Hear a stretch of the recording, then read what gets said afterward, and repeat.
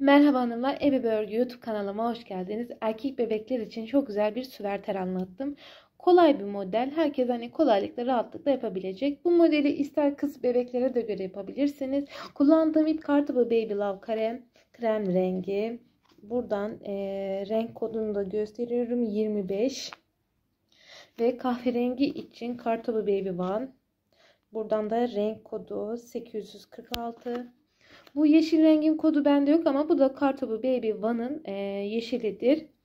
Ayrıca da tuhafiye dükkanlardan da alabilirsiniz. Kullandığım tığ numarası da bu 4 olduğuna bakmayın. Normalde 2,5 milim tığdır. Şimdi hanımlar ölçülerine gelince yandan ölçtüğümüz zaman 25 santim. Boyunu ölçtüğümüz zaman omuzdan ve etek ucunu 33 santim.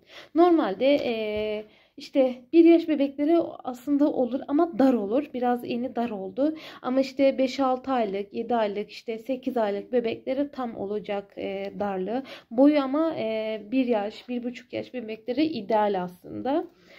Şimdi hanımlar ben başlarken 50 çekin demiştim ama sizler 55, 60, 65, işte 70 o şekilde çekin. Çocuklarınızın kıyafetlerinden ölçü alarak mesela bir penyesini alın. Buradan burayı ölçün. Ondan sonra ona göre zincir çekin. Sayı burada pek önemli değil. Sadece ölçüye göre zinciri çekmeniz daha çok önemli burada. Bu deseni tabi ister düz yapın ister yapmayın, tamamıyla size bağlı. Yani aslında bu desende biraz şu ilk sırada bir sayı saymanız gerekti. Çünkü eşit düşürebilmek için.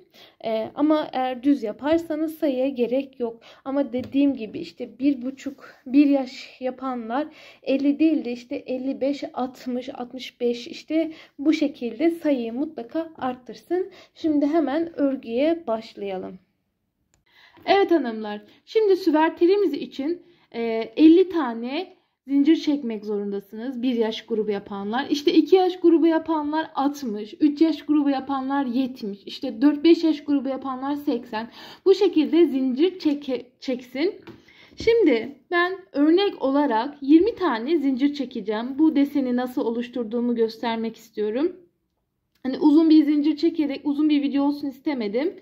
Şimdi toplamda 20 tane zincir çekeceğim. 2, 4, 5, 6, 7, 8, 9, 10, 11, 12, 13, 14, 15, 16, 17, 18, 19, 20. Şimdi bu zincirleri dolduruyoruz. Bakın zincirleri dolduruyoruz. Ben hemen bu zincirleri doldurup trabzan yapıyorum. Evet, ilk sırayı trabzan yaptık. Şimdi dönüyoruz.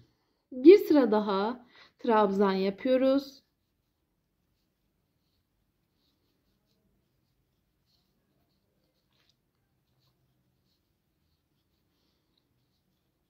Bakın normal trabzan döndürüyorum. 2 zincir çektim. Biriklerine trabzan yaparak bu ikinci sırayı da bitiriyorum. Şimdi üçüncü sırada kahverengi desene geçeceğim. Ben size burada örnek çalıştırma gösteriyorum. Ama sizler işte 50 zincir, 60 zincir, 70 zincir çekenler örmeye devam etsin. Şimdi bitirmek üzereyim.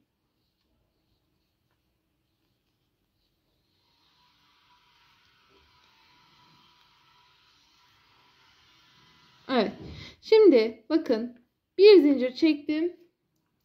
Kilitledim krem rengi.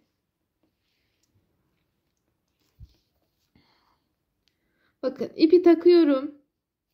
Diğer rengi.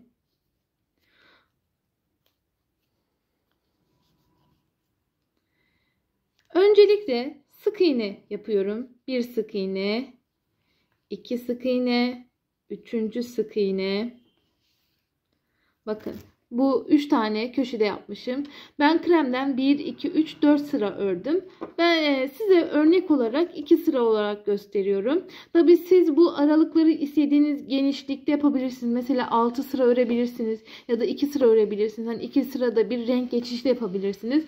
Tamamen sizin zevkinize bağlı renk geçişleri. Şimdi köşede 3 tane sık iğne yaptık. Bakın. Hemen 4. trabzanın tam, bakın buraya, biritin tam dibine, bakın tam biritin içine girdim. Tel aldım. Direkt çıkış yaptım. Ay bakın hiç tel almıyorum. Bakın buradan baştan hiç tel almadan. Tekrar aynı şekilde hemen yanındaki trabzanın, bakın altından, biritinden tel aldım. Burayı böyle sıkmayın, kasmayın. Üstteki trabzanın uzunluğuna göre gevşek tutacaksınız. Uzunlukta olacak. Ve çıkış yaptım. Sık iğne tekniği gibi. Şimdi arada 1, 2 sık iğne. Aynı şekilde bakın devam ediyorum. Bakın bu şekilde yapıyorsunuz. Şimdi 1, 2 sık iğne. Tekrar aynı şekilde bir T'ye batıyorum.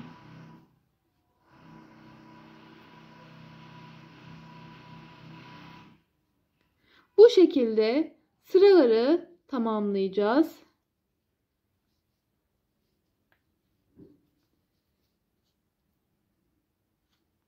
Bakın bu şekilde sırayı tamamlayacağız. Bakın 1, 2, 3. Başlarken 3 tane yapmıştık. Bitirirken de 3 tane bitireceğiz.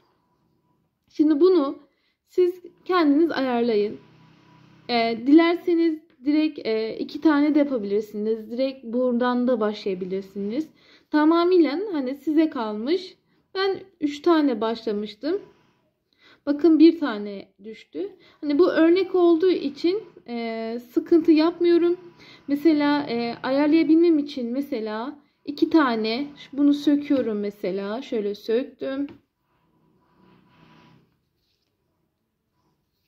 Çünkü bir tane kalmıştı. Bir sık iğne kalmıştı. Şöyle bakın ayarlıyorum şimdi. Bakın eşit düşüreceğim. Şimdi eşit düşmediği zaman hani stres yapmayın.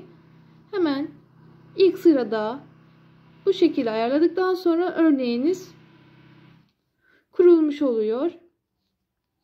Mesela benim burada ben 2 yapmıştım. Düşmedi. Sonra burada sayı fazla kalmıştı. 3 yaparak dağıttım ve eşit şekilde düşürdüm deseni. Buna dikkat edin. Çünkü kötü durur. Bir taraftan 3, bir taraftan 2 ya da 1 sık iğne kalınca muntazam durmaz. Bakın şu sık iğne.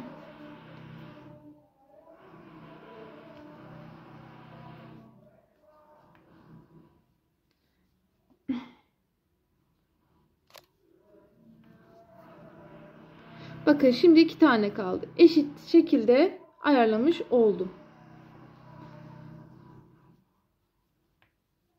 Hani sonra demeyin işte deseni tutturamadım falan. Hani sayıyı kendiniz ayarlayacaksınız. Bakın eşit şekilde ayarladım. 2 ile başladım. 2 ile bitirdim. Şimdi dönüyorum. Normal trabzan yapıyorum. Bakın. Farklı bir işlem yok. 2 zincir çektim. Normal trabzan yapıyorum. Desenimiz bu şekilde. Bu kadar. Yani başka bir işlem yok. Bu sırayı da trabzan yapıyorum.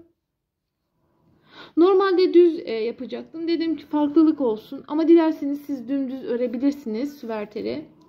Zaten bu desen isteyen yapsın, isteyen hiç yapmasın. Normal sık iğne, pardon normal trabzan ile yapabilir.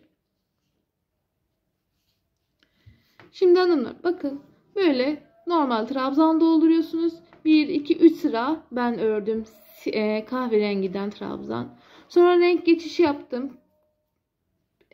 kremden. Bakın sık iğne yaptım. 1, 2, 3. İlk kahverengide nasıl sık iğne yaptıysam aynı şekilde de kremde de sık iğne yapıyorum. Her renk geçişinde, her desende sık iğne uyguluyorum ve bu deseni oluşturuyorum. Şimdi hanımlar bakın. Bu ön parça.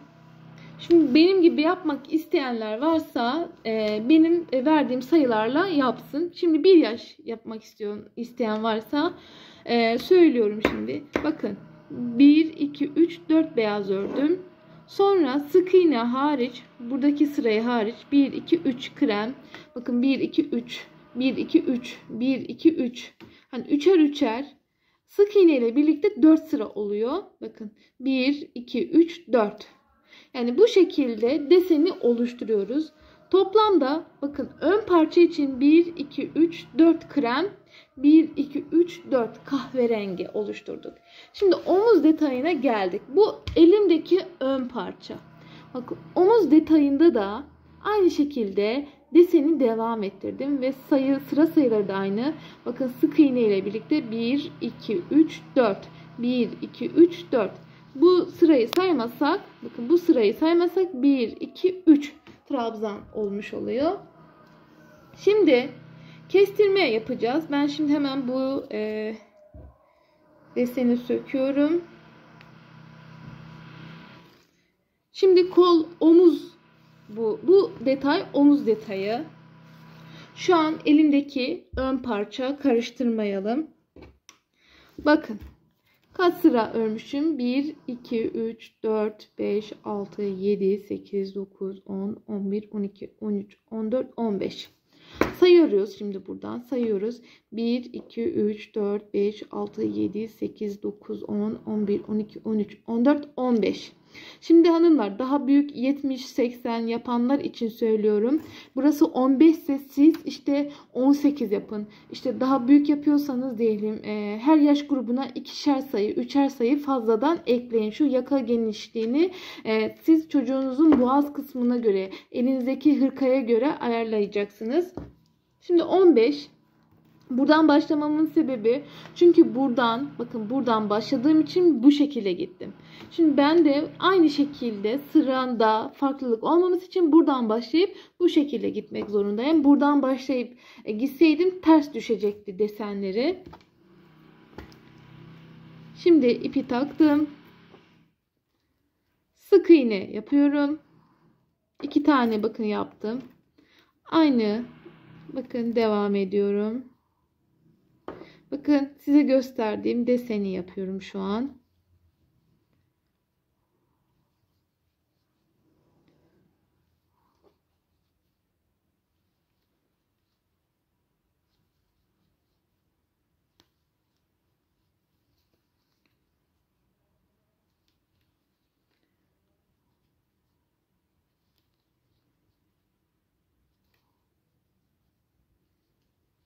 Evet, bitirirken 3'tü. Diğer omuzda bakın 3'tü. Şimdi bunu kremde 1, 2, 3 sıra trabzan ördük.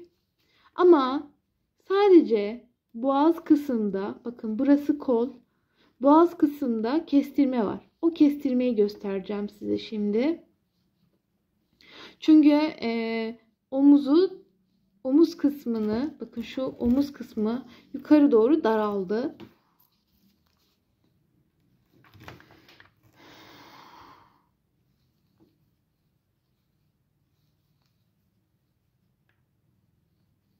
Ben hemen geliyorum. Şimdi bakın 2 tane sık iğne kaldı. Bak, tel aldım. Yarım çıktım. Tekrar tel aldım. Sık iğneye batarak yarım çıktım. Yani 2 tane sık iğneyi tek düşürdüm. Bakın tek trabzan oldu. Tek tepe. Bakın 2 tane trabzanı 1'e düşürdüm. Şimdi döndüm. Aynı şekilde bakın 2 zincir çektim. 1, 2 zincir çektim. Tel aldım. Yarım çıktım. Tekrar yarım çıkıyorum. Ve teke düşürdüm. Bakın bu kremde 1, 2, 3 kestirme yapmışım. Bu sırayı da hemen düz trabzan örüyoruz. Sadece bu iç kısımda kestirme var. Şimdi hemen burayı bitirip geliyorum. Evet, geldim. Bakın kremin son sırasını şu an yapıyorum. 1 2 3. 3. sıradayım. Ve aynı şekilde burayı da kestirme yapıyorum ve krem ipimle işim bitiyor. Şimdi kahverengi yere geçiyoruz. Burayı da aynı şekilde yapacağız. Bakın deseni ne yaptık? Devam ettirdik. 1 2 3 yapmışım. Şimdi döndüm.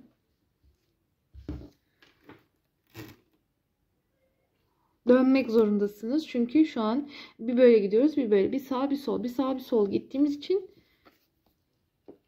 sırasıyla gidiyoruz. Bakın 1 2 3 sık iğne yapmışım. Şimdi ikinci sık iğne. Şimdi desen. Pardon, 2 tane yapmışım burada ben.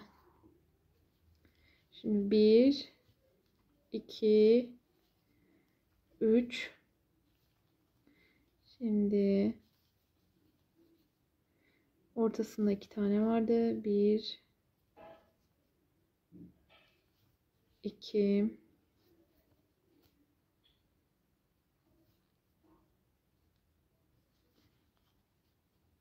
1 2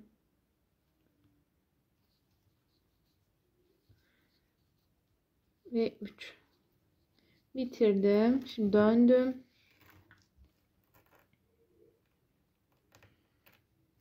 İpim düğüm oldu. Normal trabzan yapıyorum.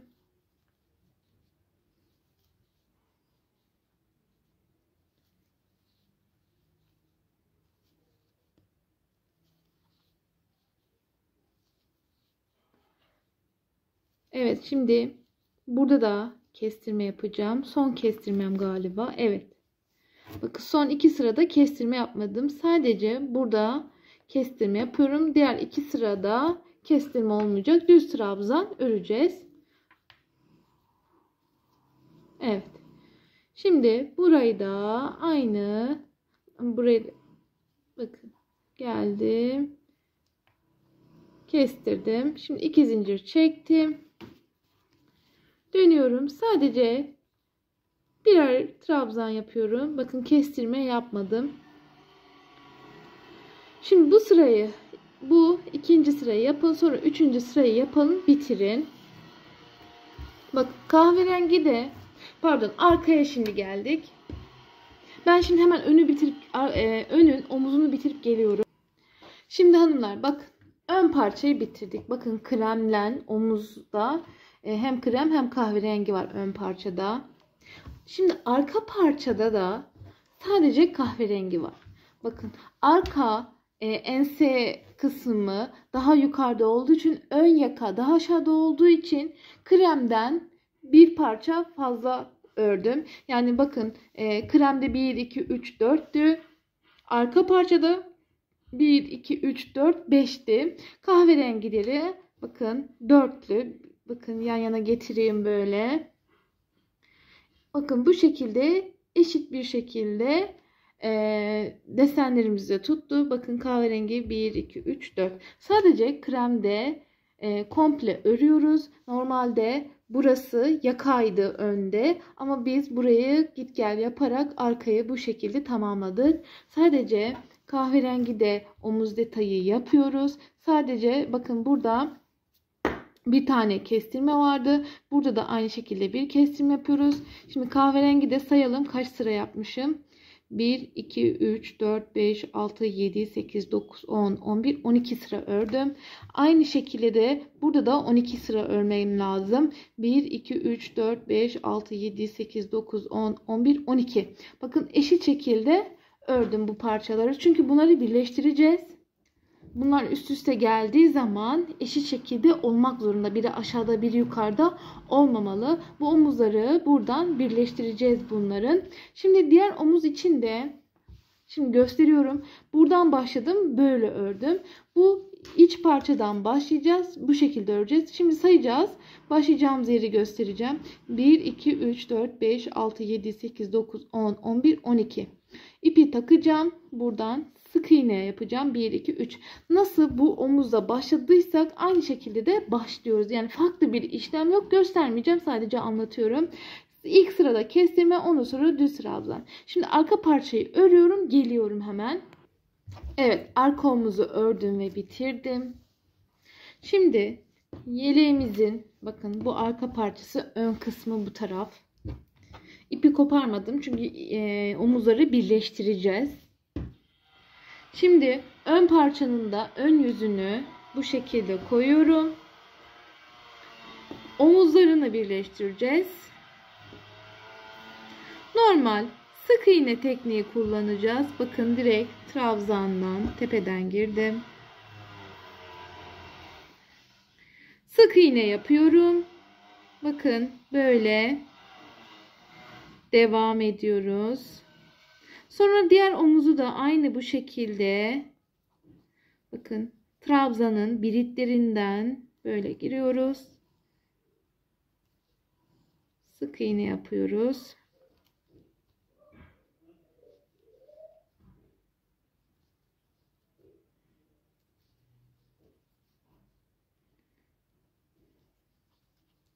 Ve bitirdim.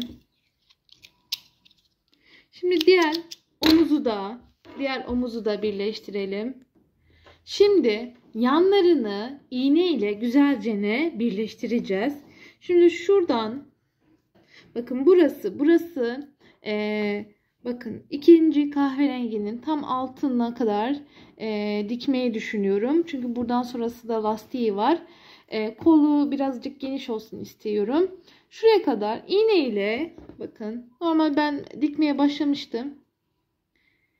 Hiç kaydırmadan gelişi güzel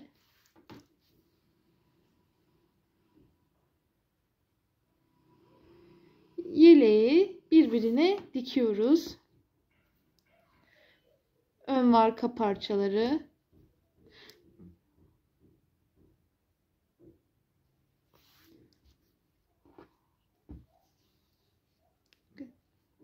Böyle iyice sıkıştırın.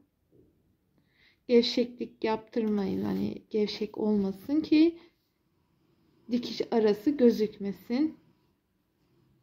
Bu şekilde iki tarafı da buradan buraya kadar dikelim. Evet hanımlar, bakın yanlarını diktim. Yanlarını dikerken de beyaz olan kısımlarını beyazdan diktim. Kahverengileri de kahverengi ipten diktim.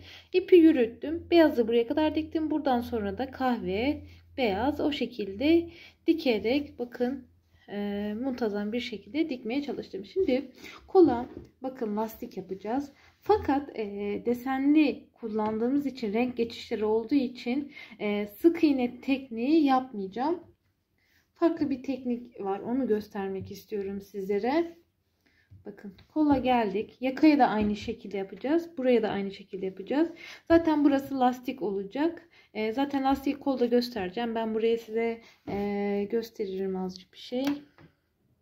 Bakın böyle dışarıdan tam koltuk altı hizasından tığı geçirin. Yakınlaştırayım biraz.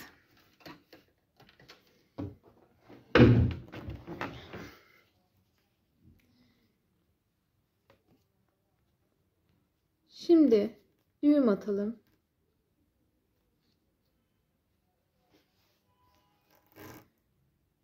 Bakın böyle sık iğne yapıyoruz.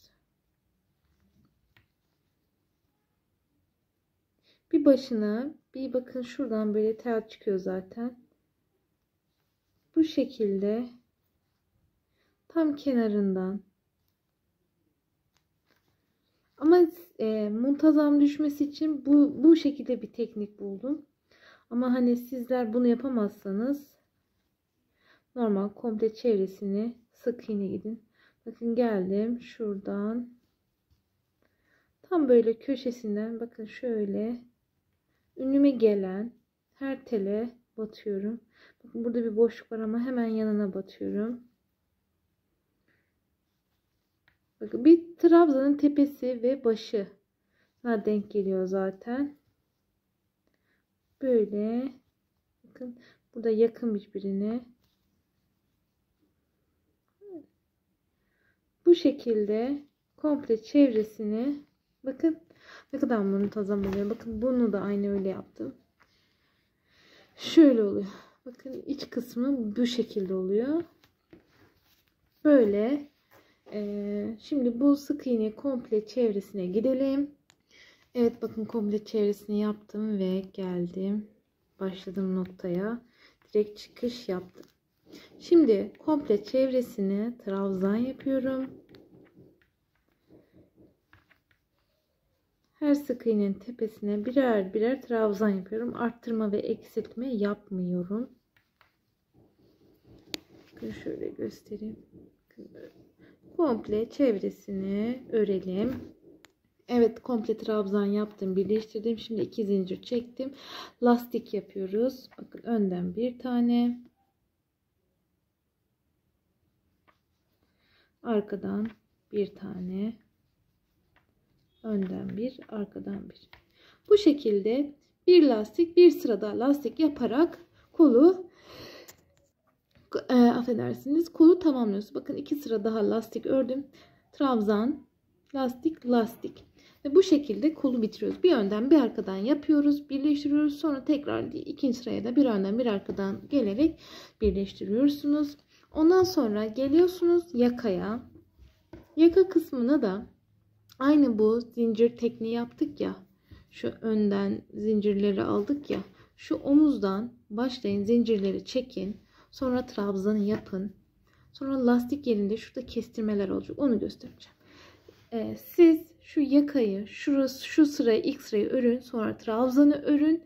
Sonra lastik yapacağız. Lastiği göstereceğim. Şurada bir kestirme var. Orayı göstereceğim. Ve aynı şekilde bitireceğiz. Bu yakayı bitirelim. Bu kolu bitirelim. Yakayı da yarım yapalım. Şuraya kadar, trabzana kadar örelim. Zaten bu etek ucu da bildiğimiz sıradan bir lastik olacak. Normal önce bir sık iğne gideceğim. Ondan sonra trabzan gideceğim. Sonra lastik yapacağım. Ben şimdi hemen örüp geliyorum. Şimdi hanımlar bakın kolu bitirdim. Sonra alt etek ucunu da yaptım. Önce sık iğne gittim. Sonra trabzan ve lastik yaptım 2 sıra. Şimdi yakayı dedim ya size aynı kolda gibi yapın. Aslında gerek yok. Çünkü burası trabzan. Komple trabzan ve arkası da trabzan. Sadece omuzlarda küçük bir detay var. Normal sık iğne yapıp onu sonra trabzan yapalım.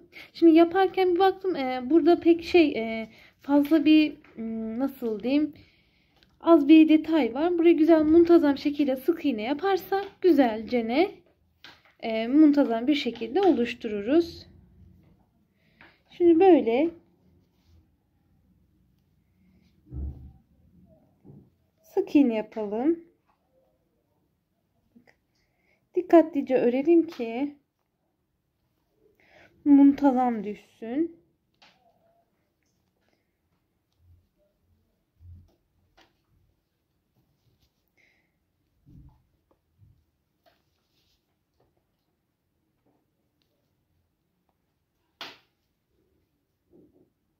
Bakın böyle komple çevresine sık iğne yapıyoruz. Ben şimdi hemen sık iğneyi bitireyim. Sonra trabzan gideceğiz. Bakın cebi de ben yaptım. Cebi de size göstereceğim. Cebe delik falan koymadım. Direkt kendi boşluğu lastik yaparken biraz bol ördüm. Ve rahatlıkla ayıcık kolları, bacakları geçti. Şimdi önce şunun komple çevresini bir sık iğne yapıp gelelim. Evet bakın komple sık iğne gittim. Şimdi normal trabzan yapacağım. Birleştiriyorum. 2 zincir çekiyorum. Şimdi komple çevresine birer birer trabzan yapıyorum. Sonra lastik kısmına geçeceğiz. Lastik kısmında sadece 4 köşede kestirme yapacağız. Onları da göstereceğim size. Şimdi komple çevresini trabzan gidelim. Evet bakın komple trabzan gittim yakaya. Şöyle uzaktan göstermek istiyorum. Bakın bu hali bile çok güzel oldu. Şimdi birleştiriyoruz. Bakın kola da aynı şekilde yaptım. Trabzan gittim. Sonra bakın bu altına da aynı şekilde yaptım. Sık iğne gittim. Sonra komple etek ucunu trabzan gittim. Sonra lastik gittim. Yani aynı teknik, farklı bir işlem yok. Sadece bu yaka kısımda kestirme var. Yuvarlak form verebilmek için. Şimdi hemen orayı göstereceğim. Önden, arkadan alıyorum. Bakın. Şimdi arkadan alıyorum. Şimdi biraz köşeye geldikten sonra zaten gayet bir baş geçebilir buradan.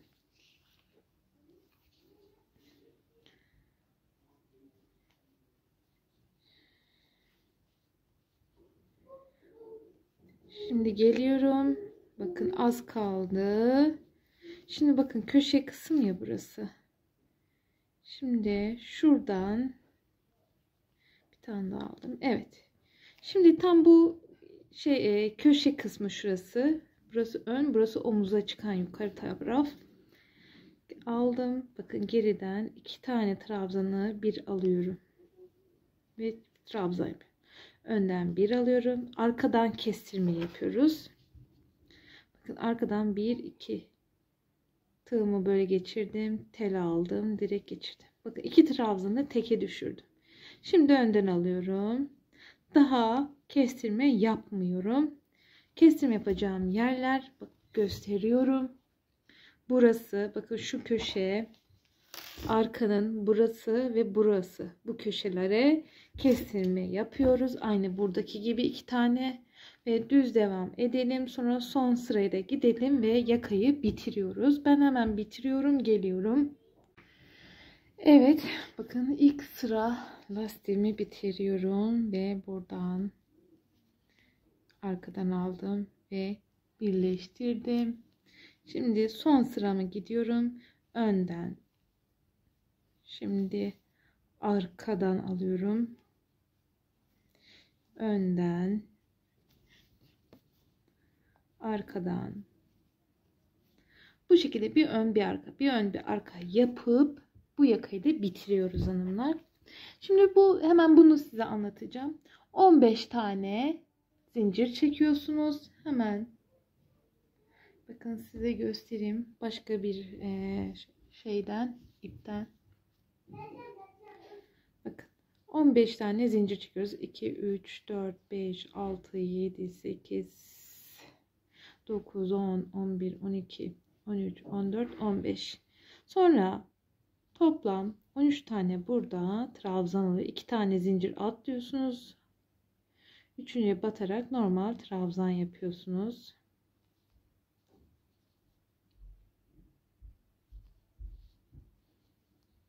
Bakın. Böyle trabzan yapalım hemen.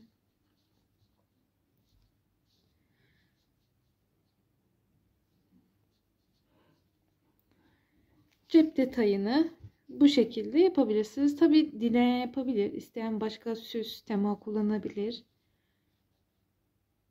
Bakın. Şimdi bu cebi yaparken isterseniz 3 milim tığ ile de yapabilirsiniz. Şimdi 2 zincir çekiyorsunuz. İlk başlarken bir trabzan. Önden bir tane alıyorum. Arkadan bir. Aynı lastik yapar gibi yapıyorsunuz. Zaten bakın gevşek gevşek yaptığın zaman buralardan ayıcık oyuncak geçiyor bacakları. Tabi sadece cep olsun istiyorsanız yani aslında ayıcık için delik açmaya gerek yok. Bakın hiç açmadan boşluklardan zaten pürüş bir oyuncak olduğu için rahatlıkla geçti. Bakın böyle bir önden bir arkadan yapıyoruz.